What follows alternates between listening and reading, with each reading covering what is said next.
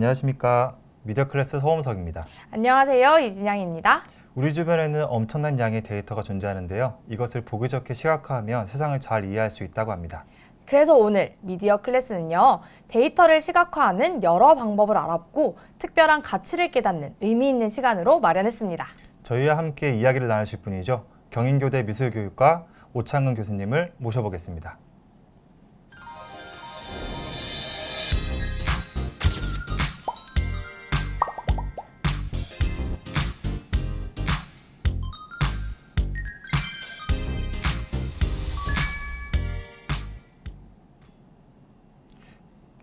교수님 안녕하세요. 오늘의 초대 강사이자 저희의 1일 큐레이터로 모셨습니다. 시청자 여러분들께 인사 부탁드리겠습니다. 네, 안녕하세요. 미디어 클래스 시청자 여러분 반갑습니다. 저는 경인교육대학교에서 미디어 아트 분야를 담당하고 데이터 시각화 전시를 기획한 오창근 교수입니다. 오늘 이렇게 저희 전시를 소개하는 자리에 초대해 주셔서 감사합니다.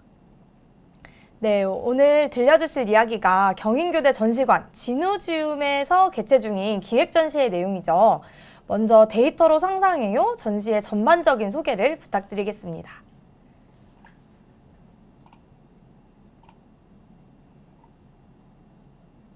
네, 데이터로 상상해요 전시에 대해서 좀 소개를 드리겠습니다. 저희 대학 진우지움에서는 매년 기획전을 열면서 전시를 기반으로 학생들을 교육하는 다양한 프로그램을 진행하고 있습니다. 이번 전시는 데이터 시각화 주제입니다. 오는 11월 13일까지 장기간 전시인데 요즘 이 방역 상황이 강화되어서 온라인 전시와 교육 콘텐츠 제작에 집중하고 있습니다. 이번 전시에는 국내 작가 2분과 해외 작가 3분의 작품을 초청했습니다. 전체 참여 작가 중에 절반은 작품 제작 경험이 없는 각자 전문 분야의 연구자들입니다. 교수 연구자 중에서 저를 제외한 다른 5분의 교수님들은 전시 경험도 거의 없습니다. 그래서 이번 전시를 위해서 지난 1년 동안 데이터 시각화 방법을 배우고 작품으로 전시하는 방식을 함께 연구하셨습니다. 네. 설명을 드릴까요? 예. 네. 네, 이 코로나19 이후로 이제 비대면 사회가 되면서 이 데이터 중요성이 더 강조가 되고 있죠. 우리 모두는 이 데이터 생산자이자 소비자입니다. 데이터는 우리 일상 곳곳에 숨어 있고 생활 전반을 지배하고 있죠. 그런 데이터를 시각화하고 의미 있는 작품으로 만드는 방법을 다양하게 보여주고자 이번 전시를 기획했고요. 지금 보신 이곳은 진우지움 전시장의 로비입니다. 이 안으로 이제 들어가면 전시장 안에는 데이터 시각화의 10가지 방법이라고 하는 부제처럼 10점의 주요 작품들이 전시가 되어 있습니다. 글자를 시각화하는 문자 데이터부터 참가자의 동작 데이터, 신체적 특성을 반영하는 생체 데이터, 오래 관찰한 관계 데이터까지 이번에 작품화한 데이터의 종류는 이 숫자 데이터를 벗어나서 다양한 형태를 보여주고 있습니다. 이 모두가 데이터를 분석하고 가공해서 표현하는 결과물들입니다. 미래의 정보 자산이 가진 가치를 통찰하는 기회를 마련하고자 이번 전시를 기획했습니다. 네. 엄청 전시관이 멋있게 구성이 되어 있네요. 맞아요. 예. 교수님, 세상에는 수많은 정보가 있는 만큼 데이터를 시각화하는 방법도 많다고 들었습니다. 데이터 시각화는 구체적으로 어떤 개념인지 말씀 부탁드리겠습니다.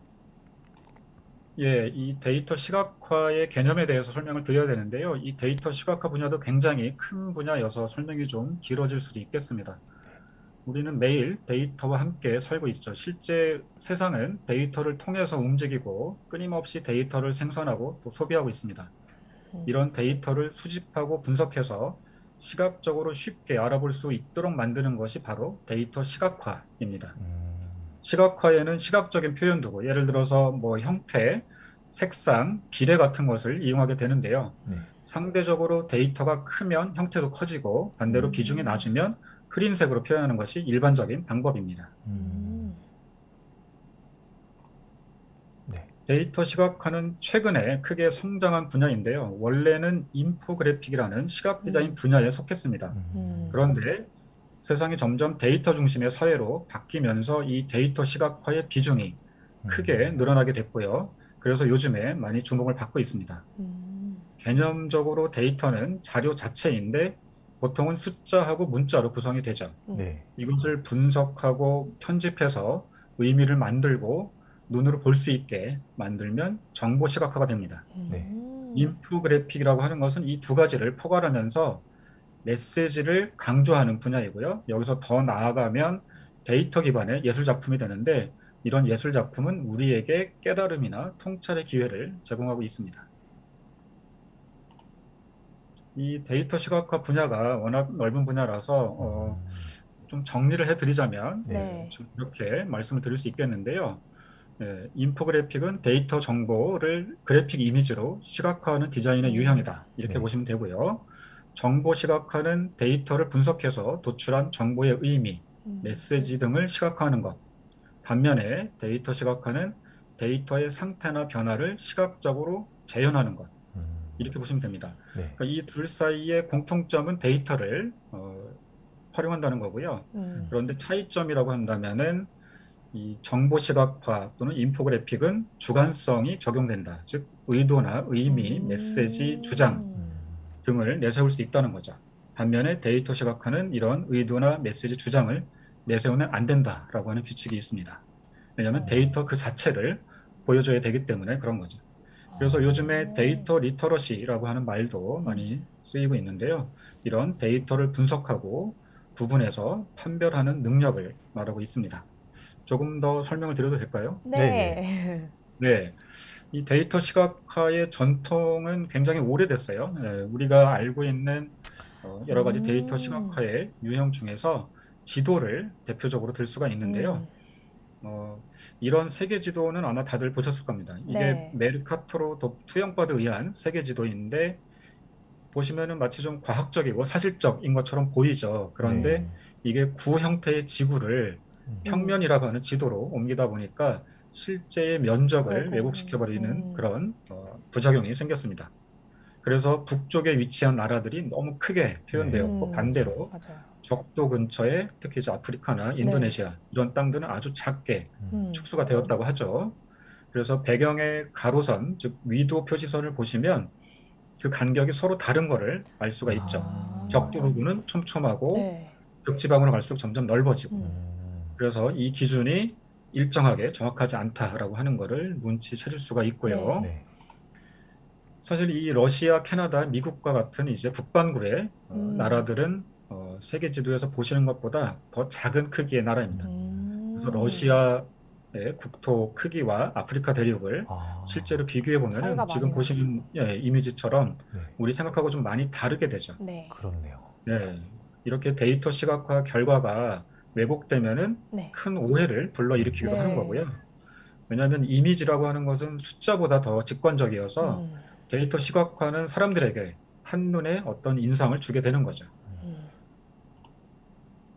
또 한 가지 요즘에 주식 투자 참여하시는 분들이 많이 늘었다고 합니다. 특히 뭐 가상자산에도 투자를 많이 한다고 하는데요. 이런 주식 시세나 가상자산 시세 이런 건 모두 다 수치 데이터죠. 네. 이런 주가 변화를 보면서 많은 사람들이 마음을 졸이고 또 좋아하고 이렇게 희비가 엇갈리게 되는데요. 이런 주가 시세 그래프도 데이터 시각화의 오래된 방법 중에 하나입니다.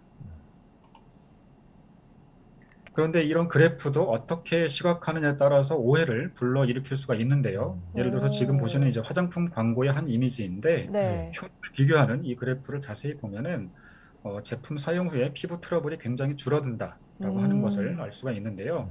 그런데 여기서 주의할 것이 왼쪽에 있는 수치 단위를 봐야 됩니다. 네. 그래서 보시면은 이 수치가 42부터 45까지 이렇게 되어 있죠. 0부터 100까지가 아니고요. 네. 그러니까 실제 차이는 굉장히 작은 거죠. 네. 그렇지만 이렇게 그래프를 싹둑 잘라서 효과가 큰 것처럼 보이게끔 그린 겁니다. 이런 여러 가지의 상황들 때문에 데이터 리터러시 그리고 데이터 시각화에 관한 리터러시가 또 중요해지고 있습니다. 물론 이런 그래프 형태 외에도 데이터 시각화의 사례는 굉장히 많은데요. 지금 보시는 이미지는 위키피디아에서 초콜릿이라고 하는 표제를 두고 글을 편집해온 그 히스토리를 보여주는 그 역사를 보여주는 시각화 이미지입니다. 그러니까 초콜릿을 설명하는 어떤 문구에 관해서 설명이 추가되거나 논쟁이 생기거나 그러면은 지그재그로 그 패턴들이 좀 복잡하게 만들어지는 거고요. 설명이 늘어나면 그 부피가 위아래로 좀 커지게 됩니다. 그래서 집단 지성의 협업 과정을 연대기처럼 보여주는 좋은 시각화의 한 사례고요. 자, 지금 보여드리는 이 이미지는 무엇을 시각화했는지 혹시 짐작이 되시나요? 이게 뭘까요? 물고기들이 헤엄치기도 하고. 바람의 무늬처럼 보이기도 하고요. 네. 네, 물고기 같기도 하고요. 네, 이것은 바로 냄새를 시각화한 사례입니다. 냄새를. 영국 그 에딘버러 지역에서 다양한 냄새의 근원을 찾아서 일일이 저무르다 그 지점을 표시를 하고 남서풍이 불 때 그 냄새들이 어떻게 도시 전역을 확산되는지 와. 그것을 시각화한 결과물이에요. 그래서 등고선 같은 이런 선들이 네. 마치 이제 냄새를 날려보내는 바람처럼 보이기도 하는데 그 확산하는 파장을 이제 보여주는 거죠. 네. 우리나라에서도 뭐 미세먼지나 이런 거를 소재로 이런 데이터 시각화를 한번 연구해 보면 좋을 것 같습니다. 예, 한 가지 이제 와. 더 보여드리자면 이런 데이터 시각화 방법은 전 세계적인 현상을 한눈에 볼 수 있게 분석하는 도구로도 쓰이게 되는데요. 지금 보시는 이 네트워크 관계도 이것은 시리아의 화학무기, 이란의 근원주의자들의 주장이 소셜미디어 계정에서 어떻게 재생산되고 있는지 그것을 시각화한 그런 사례입니다. 네, 와. 이 정도로 데이터 시각화의 개념하고 사례들을 좀 설명을 드리겠습니다. 네. 와, 다양한 데이터의 시각화를 한눈에 볼 수 있어서 이해가 쏙쏙 됐던 것 같습니다. 앞서 말씀해 주신 전시 기획 의도의 연장선일 것 같은데요. 데이터를 시각화하는 것이 왜 중요할까요, 교수님? 예, 데이터를 시각화하는 것이 중요해진 것은 이 데이터 양이 많아지면서 생긴 현상인데요. 일단은 그동안에 읽는 데이터에서 지금은 보는 데이터로 그런 방법이 변화하고 있습니다. 그래서 이 데이터 시각화의 결과물을 통해서 많은 사람들이 어떤 현상을, 데이터를 직관적으로 이해할 수 있게 된 거고요. 그리고 많은 이제 데이터 시각화 도구들, 프로그램들이 쓰이고 있는데 이런 것들은 대체로 데이터의 수집과 동시에 시각적인 결과를 출력하는, 산출하는 그런 기능들을 가지고 있습니다. 그러니까 데이터의 실시간 변화를 파악하고 분석하는 도구로 이용이 되고 있는 거죠. 그래서 이런 그 시대에 우리가 데이터 시각화의 도구나 방법을 이해하고 데이터 기반으로 표현력을 증대할 수 있다면 아주 좋은 이제 그 능력을 개발할 수 있게 되는 거고요. 여기에서 더 나아가서 이제 데이터의 순환 과정에서 모든 사람들이 이런 수동적인 데이터 소비자 또는 데이터 시각화 결과물의 소비자로 끝나는 것이 아니고 데이터 생산자로 그렇게 성장할 수 있는 기회가 또 되고 있습니다. 네. 이렇기 때문에 저희가 데이터의 시각화에 대해서 좀 더 깊이 알아보려고 하는데요. 이걸 작품으로 표현해 주셨다고 하셨어요. 그래서 지금부터 한번 작품을 만나보도록 하겠습니다.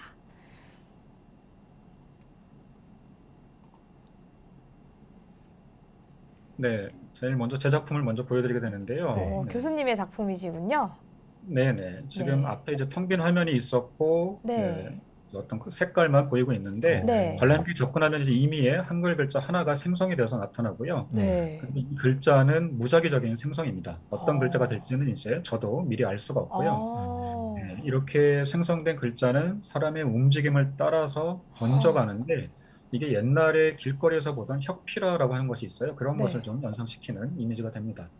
그리고 두 사람이 동시에 접근하면 같은 글자 두 개가 나타나고 각자의 움직임을 따라서 이 글자에 번지는 것, 스트로크라고 하는데요. 이것이 네. 좀 달라지게 됩니다. 그래서 제 작품이 문자도 한글은 글자 데이터와 사람들의 움직임 데이터로 서로 연결한 작품이 됩니다. 네. 이게 사람과 그 작품이 이렇게 서로 소통하는 이제 네. 인터랙티브 미디어라고 이제 이거 설명을 들었었는데요. 여기 지금 보면은 관람객이 이제 다가가면은 형태를 잃지만 그 외에는 이제 새로운 흔적이 좀 남는 것처럼 이렇게 되네요. 그죠? 네. 예. 그러면 이 작품을 조금 더 잘 관찰할 수 있는 팁이 있을까요, 교수님? 네, 이 작품은 무작위로 생성되는 글자하고 사람의 움직임이 서로 만나는 이제 결과가 되기 때문에요. 관람객이 더 많이 몸을 움직일수록 화면에 큰 흔적이 남게 됩니다. 그래서 이런 인터랙티브 아트 작품은 적극적인 참여가 매우 중요하고요. 신기하네요. 저게 사람의 움직임을 저게 센서가 인식을 해서 표현이 되는 네, 3차원 카메라가 사람들의 움직임이나 그 관절의 음. 각도들을 추적을 해서 예. 정확한 그 위치하고 동작들을 추적을 하게 됩니다. 아, 지금 저 스크린 화면 아래에 있는 게 그 카메라인가요? 네, 맞습니다. 저기 검정색으로 가로로 네. 길게 되어 있는 것이 그 동작 인식 카메라고요. 네, 어, 신기하네요. 네. 예, 갈 때마다 글자가 또 이제 네, 바뀌고 네, 맞아요. 바뀌게 움직임에 됩니다. 예. 따라서 음. 가서 한번 해보고 싶은 마음이 많이 네. 듭니다. 네. 그럼 교수님 작품처럼 문자 데이터를 시각화하는 것이 또 있다고 하는데요. 이지영 작가님의 처음 시작이라는 작품에 대해서도 좀 해설 부탁드립니다. 예, 이지영 교수님의 작품은 이 초등학교 1학년 첫 음. 국어 교과서에 등장하는 단어 데이터를 수집하고 분석한 결과를 시각화했습니다. 주로 이제 나, 너, 우리, 어머니, 가족 뭐 이런 단어들인데요. 우리나라 교육 과정의 그 변청 과정에서 어떤 음, 단어가 더 많이 쓰였는지 글자의 크기를 달리해서 표현을 했습니다. 자주 등장한 단어가 더 큰 글자로 나와 있고요. 네. 그다음에 교과서가 사용된 기간에 따라서 가운데 이 표지의 동그라미 크기를 서로 달리했습니다. 네. 표지의 동그라미가 더 크면은 오랫동안 교과서도 쓰였던 음, 거고요. 제가 볼 때는 가장 큰 단어가 우리, 네. 어머니 이런 거로 보이는데요. 오. 처음에 공동체 생활을 시작하는 어린이들에게 이런 그 두 가지의 단어들이 음, 더 중요하게 쓰인 것처럼 보입니다. 네. 오. 교육 과정이 10번이나 바뀌었는데 네. 단어는 크게 두 축으로 나누는 것이 인상적이네요. 네, 그 교육 과정의 그 교과서 내용이 바뀐 것도 잠깐 자료를 좀 보여드릴 수 있을까요? 네. 네. 네. 네, 좀 추가해서 보여드리면 이지영 교수님 그 작품 옆에 이 작은 모니터가 설치가 되어 있는데요. 네. 예, 이게 이제 초등학교 1학년 1학기 국어 교과서를 1955년도 지금 보시는 와. 이미지고요. 1차 교육 과정부터 가장 최근에 2015년 개정 교육 과정까지 제시하는 화면이 설치가 되어 있습니다. 네. 그래서 오. 시대별로 흑백의 그림이 컬러로 바뀌고 네. 글자체와 인쇄도 좀 좋아지고 하는 것도 네. 알 수가 있고요. 여기 서파에 들어가는 이런 풍경들이 점점 바뀌는 것도 우리가 또 알 수가 있습니다. 그래서 전시장에 오시는 분들은 이제 내가 이 교육 과정에서 첫 교과서를 받고 공부를 했지라고 하는 것을 이제 네. 알아챌 수도 있고요. 네. 그래서 여러분도 어느 교과서에 해당하셨는지를 화면을 보시면서 찾아보시면 됩니다. 네. 그리고 마지막에는 이제 그 교과서 속에 이런 서파들이 좀 계속 바뀌고 있는데요. 네. 처음에는 동양화, 한국화풍의 좀 흑백의 이미지에서 점차적으로 사실적인 이미지로 바뀌었다가 최근에는 다시 또 동화책의 동화적인. 이미지로 스타일이 좀 바뀌고 있어요. 그래서 교과서 그림 속에 어머니, 아버지, 또 어린이 자신의 그런 모습이 더 바뀐 내용들을 또 확인할 수가 있고요. 그리고 점차적으로 부모님의 모습도 더 친근한 자세, 친근한 외모로 또 바뀌는 것을 알 수가 있습니다. 네. 지금 보시는 게 이제 지금 현행 네. 그 네. 2015 아, 교육과정의 교과서죠. 네, 그래서 어머니의 모습이 저 멀리서부터 앞으로 이렇게 시대에 따라서 바뀐 거고요. 네. 그리고 아버지의 모습도 저 멀리 양복 입은 모습에서부터 이 가까이 스웨터 입은 모습으로 바뀌었죠. 그리고 어린이의 모습도 저 뒤에 교복하고 모자를 쓴 모습에서 앞에 예. 최근의 모습으로 또 이렇게 바뀐 것을 알 수가 있습니다.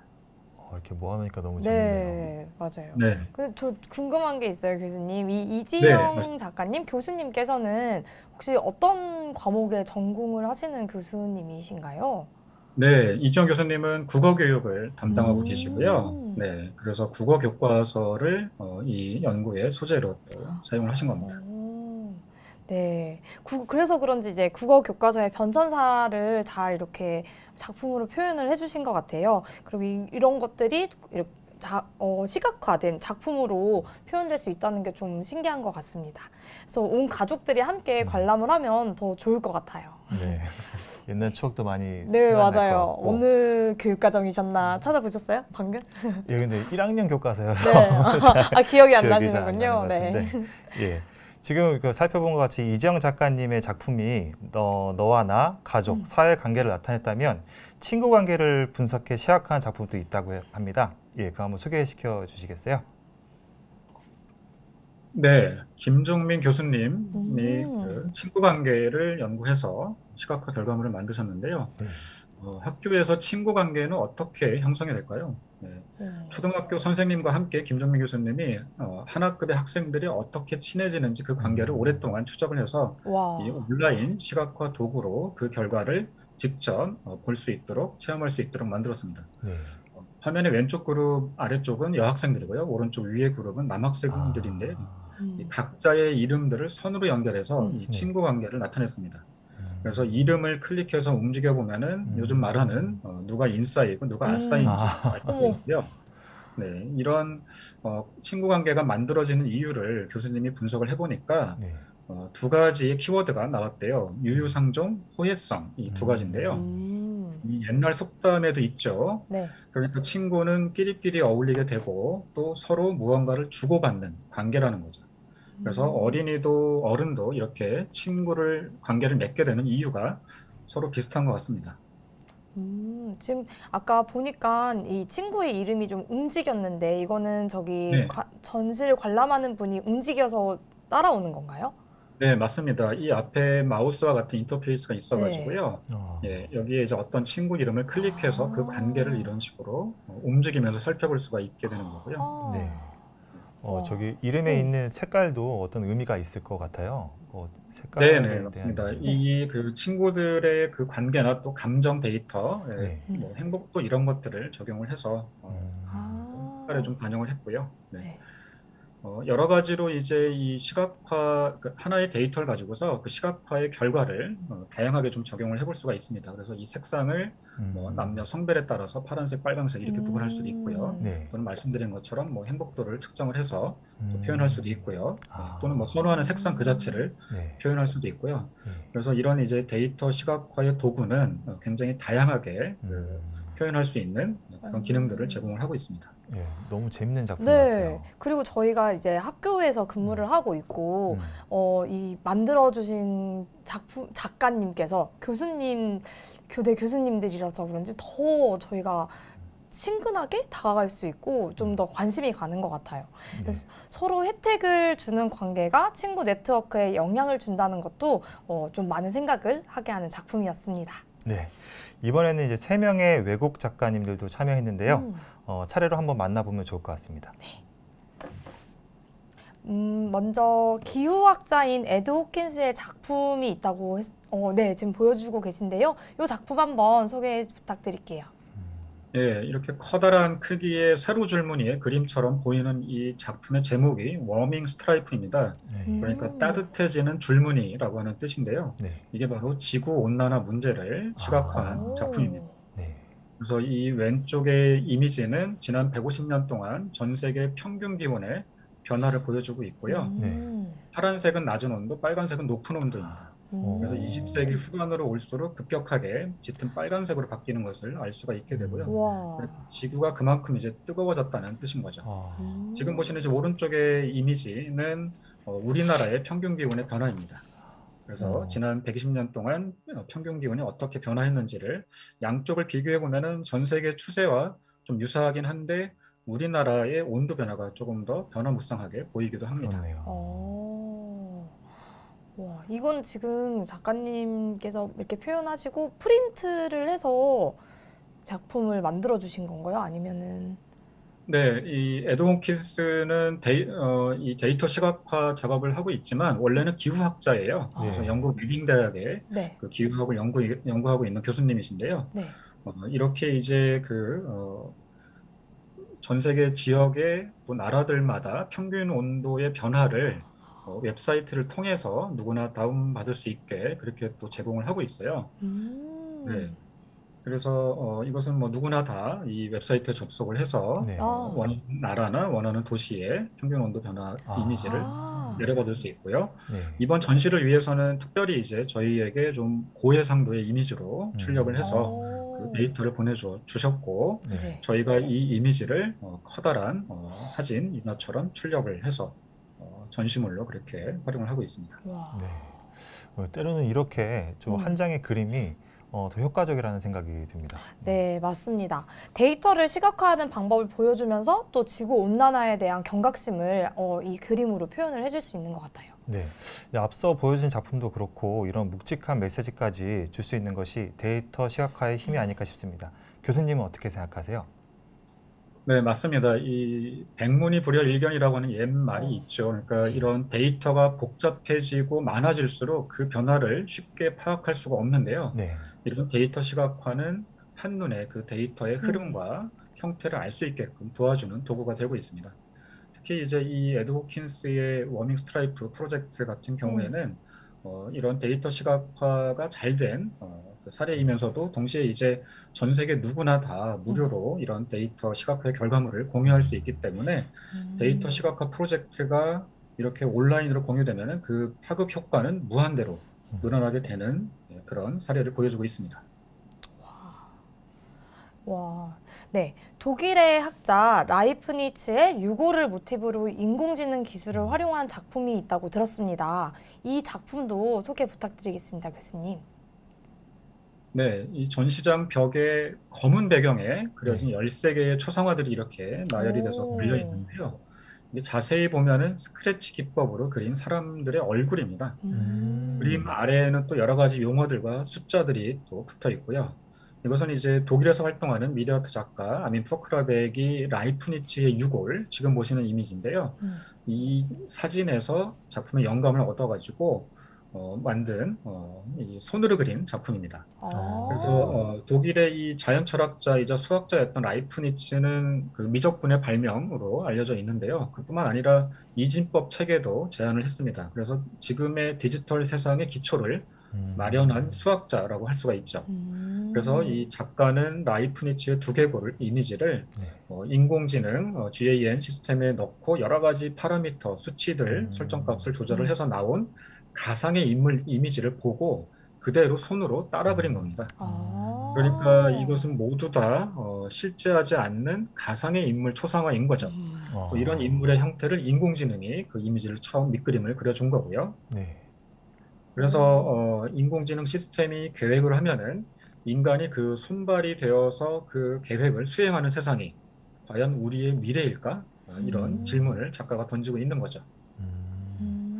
이 음, 작품 밑에 보면은 이제 음, 뭐 나이도 있고 또 그 그러니까요. 성별도 있고 이제 네, 그런 데이터 값을 이제 변경해서 가상의 인물을 만드는 네. 것이 참 흥미롭네요.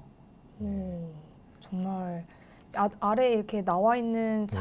이 자료라고 해야 되나요? 네, 작품에 대한 설명을 보면서 이렇게 안경을 쓴 사람도 있고 아니면 어떤 눈 색깔이 어떤 게 있는지 이런 것까지 자세하게 네, 기입이 되어 있어요. 네, 와. 이 설정을 많이 넣을수록 점점 더 어린이의 모습, 음. 아기의 모습을 향해 가고 있어요. 네, 아, 그래서 원래 이제 이미지의 시작이 그 두개골, 해골에서 시작을 했기 때문에 네. 네. 설정을 적게 넣을수록 노인의 모습이 되고요. 네, 설정을 아. 많이 넣을수록 네. 어린아이의 모습이 되는 거죠. 아, 그것도 참 그렇군요. 흥미롭네요. 네. 네. 저거는 그거 우리가 음. 보통 미술 시간에 많이 스크래치 사용하는 페이퍼. 네. 까만색에 긁으면은 색깔이 나타내는 맞아요. 그걸로 표현이 된 것도 참 와. 재밌네요. 네, 네, 진짜. 맞습니다. 그래서 직접 전시장에 오시면은 이 네. 손으로 긁은 흔적들, 네, 아, 아 예. 그것들도 이제 보실 수가 있고요. 네. 네, 네. 좋습니다. 또 요즘 인공지능이 좀 이슈잖아요. 그래서 여러모로 생각할 거리가 많은 작품이었던 것 같습니다. 네, 마지막 외국 작가는 크리스 체잉이라고 합니다. 고대 서예가들의 글씨로 어떤 작품을 완성했는지 함께 만나보실게요. 교수님 설명 부탁드립니다. 예, 전시장 안쪽에 큰 화면에 이렇게 그 네 개의 한자 글자가 물에 조금씩 일렁이듯이 보이는 네, 영상 작품인데요. 네. 이것은 홍콩의 미디어 아트 작가 크리스 챙이 오, 중국 전통 서예가들의 글자 중에서 미경지력이라고 하는 네 개의 글자를 채집해서 만든 영상입니다. 미경지력이라고 하는 말은 미래의 어느 날 더 이상 손글씨가 쓰이지 않을 때가 올 것이다 네. 오, 생각해서 만든 문구라고 하고요. 그런데 이제 이 작품은 그 묵직이라고 하는 그 옛날 이야기하고도 관련이 되어 있는데요. 중국 역사상 최고의 서예가로 일컬어지고 있는 왕이지가 네. 연못에서 붓을 씻어서 글을 썼는데 나중에 연못 전체가 검은 물로 바뀌었다라고 하는 이야기가 있습니다. 네. 그만큼 얼마나 열심히 서예를 연습했을지 짐작이 되는 거죠. 음, 그래서 이 화면의 글자의 윤곽이 지금 보시면 이제 저렇게 깨지면서 지글지글 끓는 듯이 보이게 되는데 네. 이것은 인공지능 시스템이 글자 형태를 학습하는 패턴을 보여주고 있습니다. 사람은 원래 붓을 들고 그 가로획, 세로획, 뭐 삐침 이런 것들을 배우게 되는데요. 인공지능 시스템은 형태 자체를 읽어드리기 때문에 저렇게 픽셀 단위로 점점점을 찍어가면서 글자를 배우게 되는 거예요. 그래서 이것은 이제 인공지능 시스템이 글자 형태를 아무리 학습을 해도 인간이 손으로 이룩한 예술의 경지에는 다다를 수 없다라고 하는 의미에서 또 미경지력이라고 하는 문구의 또 다른 뜻을 이야기하고 있습니다. 네. 그리고 이 크리스 챙 작가가 두 가지의 작품을 더 보내주셨는데요. 네. 네, 이 작품은 이제 데이터를 기반으로 미디어 아트 작품을 만들고 공연했던 기록을 보여주는 영상입니다. 그래서 체르노빌 원전 사고와 후쿠시마 방사능 누출 사고의 그 결과, 그 효과와 그 부작용들을 추적을 해서 네. 분석하는 과정을 보여주는 다큐멘트 작품이 되는데요. 전 세계 주요 도시의 길을 찾아다니면서 방사능의 농도를 측정을 해서 이렇게 추상적인 모양으로 지도를 만들어가는 그 과정을 보여주고 있습니다. 그 과정 자체를 이렇게 시각화해서 보여주는 게 예술 작품이 네, 되는 맞습니다. 거군요. 그 과정 자체와 작품 전체를 다큐멘트해서 일종의 자료집처럼 작품을 만들었고요.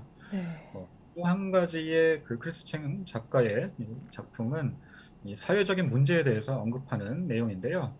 이 영상은 그 홍콩 민주화 시위 과정에서 홍콩의 각 지역에 얼만큼의 최루탄이 사용되었는지 데이터를 수집해서 패턴을 만들고 그것을 회화 작품과 같은 종이 위에 영상을 프로젝션해서 보여주는 그 작품 제작의 전체 과정을 보여주고 있습니다. 이 모든 작품들이 데이터를 기반으로 만들었는데 뭐 주관적인 생각이 담겨 있지 않은 상태에서 데이터만 가지고 의미 있는 메시지를 전달하는 것 같아서 좀 마음에 지금 와닿고 있어요. 네, 또 그 데이터를 표현하는 네. 방법도 네. 또 의미를 담아서 네. 이제 그것도 표현하고 있으니까 네. 참 의미가 있는 작품이라고 생각합니다. 네. 그리고 교수님 작품 이외에 인터랙티브 미디어가 또 있다고 들었습니다. 인간의 움직임을 데이터로 시각화한 그 작품 어떤 것인지 궁금합니다.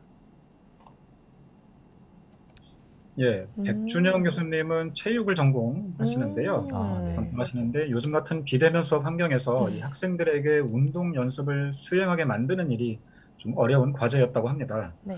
다행히 이제 구글에서 간단한 웹캠과 인공지능 시스템을 연결해서 이런 그 운동 연습을 할 수 있는 솔루션을 지원해 주었다고 하고요. 학생들이 수업에서 배운 운동 동작을 얼마큼 정확하게 따라하는지 판별할 수 있는 그런 작품을 전시했습니다. 그래서 주로 집에만 오래 머물러서 불필요하게 좀 살이 찌고 운동이 필요하다면 이런 온라인 운동 콘텐츠에 참여해서 운동 효과를 볼 수도 있겠습니다. 자기 자세도 이제 잡아줄 수 있고 또 그리고 동작도 따라할 수 있고 어떻게 보면 비대면이 일상화된 시대 뭐 1대1 네. AI 트레이너 같은 느낌이 드네요. 네. 네, 그러네요. 암벽 등반이 취미인 작가님이 계시다고 들었어요. 서혜영 조각가의 작품은 인간의 몸과 환경이 만나는 지점에서 치열한 고민을 보여준다고 들었습니다. 그래서 이번에 만나보실 작품명은요. 구름을 잡기 위한 도구. 이 데이터 시각화하는 방법은 어떤 것이었는지 한번 소개 부탁드립니다. 네, 서혜영 작가는 조소를 전공하면서 등산을 병행을 했습니다. 그래서 산에서 조각하기 같은 프로젝트를 오랫동안 진행을 했는데요. 네. 이번 작품은 암벽 등반과 관련이 된 겁니다. 네. 암벽 등반을 연습할 때 벽에 붙은 홀드라고 하는 장치를 손으로 잡고 발로 디디고 해서 올라가게 되는데요. 이 홀드 장치를 작가 스스로 만들어 본 그 결과입니다. 자신의 손 움직임과 신체 데이터를 이용해서 가장 최적화된 홀드 형태를 만들어 보겠다라고 시작을 했고요.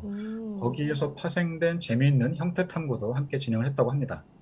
그 결과를 이번 전시에 이렇게 출품하고 설치를 했는데요. 여기에 작가 설명도 있고 하늘을 올려다보는 영상도 있고 해서 이 설치 작품이지만 내용을 이해하기는 어렵지 않습니다. 저거를 잡고 구름을 네. 잡으러 가는 그런 도구로서 암벽 등반 홀더를 했습니다. 신체 데이터를 작품으로 만든 거네요.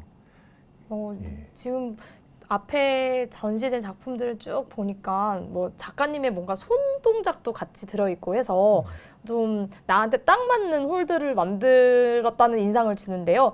실제로 이게 작가님의 암벽 등반에 좀 도움이 되셨을까요, 교수님? 아닙니다. 예. 생각보다 도움이 되지 않았다고 하는데요. 그게 아, 이제 이 등반 자세하고 네, 상황에 따라서 하나의 홀드 장치도 네, 그 위치에 따라서 여러 가지로 쓰일 수가 있거든요. 그 네. 손 모양에 맞춘 것을 어떤 상황에서는 발로 아, 밟고 올라갈 때도 있는데 그렇죠. 그럴 때는 이제 오히려 좀 불편했다는 거죠. 그래서 음, 요즘에 유행하는 이 사용자 맞춤형이라고 하는 것이 거꾸로 이제 이 활용도를 좁히는 부작용을 초래할 수도 있다라고 하는 아, 그런 깨달음을 얻을 수 있었다고 합니다. 아, 그렇겠네요. 그죠. 이게 대중적으로 할 수가 음, 없는 거예요. 나한테만 맞춰져 있기 때문에, 네, 오히려 많은 사람이 이용하기에는 그런 생각까지 같이 하게 되는 작품이었던 것 같습니다. 예, 또 그리고 또 상황에 따라서 또 네, 달라질 수 있고 하니까. 맞아요. 네. 예, 그다음 작품은 이제 최연석 작가님 작품인데요. 차이나타운 일대 구도심을 시각화했다고 합니다.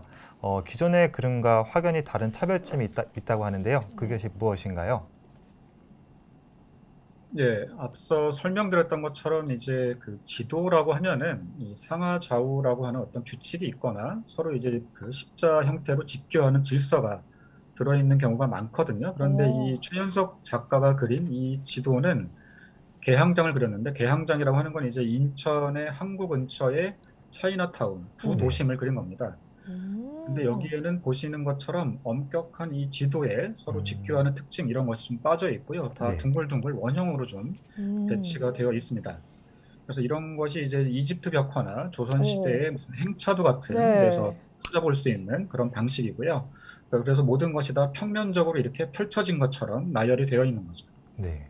주요 건물이나 허름한 건물도 다 똑같은 크기로 보이고 있고요. 음, 여기에는 이제 사람이나 개, 고양이도 동등하게 음, 그려져 있습니다. 그러니까 주인공이 없는 그림이 되는 거예요. 이 도시 아, 공간을 공유하는 이 모든 존재들, 구성원들이 서로 공평하게 표현된 겁니다. 그리고 특히 이제 어느 건물 주변에 어떤 길고양이가 살고 있는지도 아주 구체적으로 음, 묘사를 했고요. 오, 네. 그래서 이 작품의 제목이 고양이 문화생태 아, 지도입니다. 와, 그렇군요. 또 그리고 나무들도 저렇게 네, 구체적으로 표현된 것들이 또 똑같은 크기로 나열식으로 표현이 음, 되었잖아요. 그런 네, 부분도 재밌는 것 같습니다. 네. 그래서 그다지 관심을 두지 않았던 동물, 식물의 데이터도 시작한 이 작품이 공존, 공생에 관한 어떤 메시지를 주는 것 같아요. 네. 네, 마지막으로 만나볼 작품도 아주 흥미로운 작품인데요. 국악 연구자와 코딩 교육 전문가가 만나 청각 데이터를 시각화했다고 합니다. 소개 부탁드립니다, 교수님. 예, 지금 보시는 이 화면은 그 음악교육과 김혜정 교수님하고 음, 컴퓨터 교육과 허경 교수님의 공동 작업으로 탄생한 인터랙티브 미디어 작품입니다. 오, 이것도 네. 화면에는 이제 그 작은 화면에 국악 장단을 보여주는 메뉴가 제공되고 있고요. 네.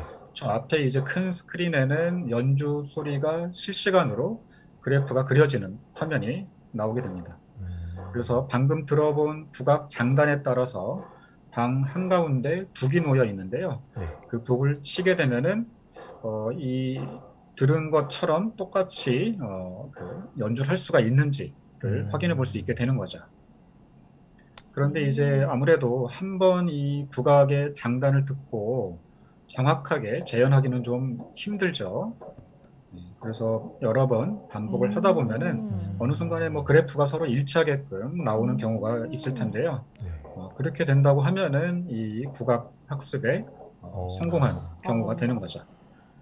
그래서 지금 보시는 이 북 연주에 따라서 저렇게 이제 그래프가 왼쪽에서 오른쪽으로 또 소리가 크면은 위아래로 길게, 소리가 작으면 위아래로 좀 짧게 이렇게 그려지게 됩니다.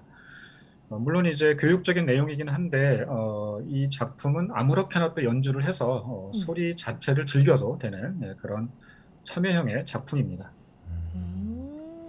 네. 음. 이거 아두이노가 소리 데이터를 만들어 가지고 흥겨운 작품으로 탄생했다고 하는데요. 음. 직접 참여할 수 있어서 더 즐거운 작품인 것 같습니다. 네. 이렇게 10작품들 모두 만나보았는데요. 교수님의 풍부하고 더 섬세한 설명 덕분에 전시 이해도도 높이고 그리고 데이터 시각화의 가치를 생각해 볼 수 있는 시간이었습니다. 혹시 근데 교수님 못 보여주신 작품이 있거나 좀 더 보여주시고 싶은 작품 혹시 있으신가요? 예, 현재 전시된 작품은 전부 다 보여드렸고요. 네. 네, 저희가 영상으로 이제 촬영하고 편집하면서 이것을 실제 체험하는 것처럼 그렇게 좀 보여드리려고 좀 많이 노력을 했습니다. 그래서 처음에 이제 전시장 입구부터 들어가면서 그 작품을 하나씩 만나보시는 이제 그런 형태로 좀 보여드렸는데요. 지금 이제 전시장이 이 방역 상황이 좀 강화가 돼서 네. 전시를 마음대로 이제 문을 열지 못하고 있어요. 예, 그래서 온라인 전시 콘텐츠를 많이 좀 제작을 하고 있고요. 그리고 저희가 또 다양한 교육 프로그램을 많이 준비를 해오고 있었는데 네. 이것도 역시 이제 현장에서 교육할 수 없기 때문에 그래서 당분간은 온라인 교육 자료를 만들어서 이렇게 이제 저희 진우지움 웹사이트에 하나씩 올려드리고 있어요. 네. 그리고 또 한편으로 이제 저희 유튜브 채널도 있어서 여기에서 이런 이제 전시 전체 상황을 도슨트 선생님의 안내에 따라서 보실 수 있는 15분짜리 영상도 준비가 되어 있고요. 네. 그리고 다양한 교육 자료도 함께 올라가 있습니다. 그렇군요. 네. 그리고 저희 사이트 들어가면은 네. 작품 설명도 이제 다운받을 수 있게 되어 있더라고요. 맞아요. 아까 네. 다운로드 버튼이 딱 있더라고요. 네. 그러면은 끝으로 예비 관람객과 시청자분들께 하시고 싶으신 말씀이 있으시면 해주세요. 네, 저희 데이터로 상상해요 전시를 통해서 많은 분들이 이 데이터 시각화라고 하는 것에 이해도를 좀 높이고 또 일상의 수많은 데이터가 다 작품의 재료로 또 도구로 쓰일 수 있다고 하는 점을 아셨으면 좋겠습니다. 특히 이제 이 코로나19 상황에서 이 데이터의 이해나 활용이 더 중요해졌죠. 뭐 가짜 뉴스 이런 것도 좀 판별해야 되고 또 넘쳐나는 이런 데이터도 잘 판별해서 이 데이터 리터러시를 이해하고 또 시각화하는 방법을 잘 활용하시는 그런 기회로 삼았으면 좋겠습니다. 말씀드린 것처럼 이제 현재 이 4단계 방역 상황에서는 전시장 문을 저희가 마음대로 열지는 못하고 있는데요. 11월까지 전시가 지속되고 있기 때문에 방역 상황이 좀 완화가 되면 직접 방문해서 설명드렸던 이 작품들을 직접 참여하시고 또 그렇게 작가가 만든 손의 흔적들도 눈으로 확인하실 수 있고 그런 기회가 될 것 같습니다. 그래서 이렇게 미디어 클래스 방송을 통해서 저희 전시를 소개할 수 있게 돼서 지금 상황에서 참 다행이라고 좀 생각을 하고 있고요. 또 시청자 여러분 모두 이제 저희 웹사이트와 말씀드렸던 진우지움 유튜브 채널을 활용해서 더 많은 내용을 찾아보실 수도 있습니다. 또 마지막으로 이 전시부터 방송까지 도와주셨던 여러 선생님들께 이 자리를 빌어서 감사 인사를 좀 드리겠습니다. 감사합니다. 네, 감사합니다. 말씀 잘 들었습니다. 귀한 시간 함께 해주셔서 감사합니다. 네, 오늘 소개해드린 작품들은 11월 13일까지 경인교대 진우지움에서 만나보실 수 있습니다.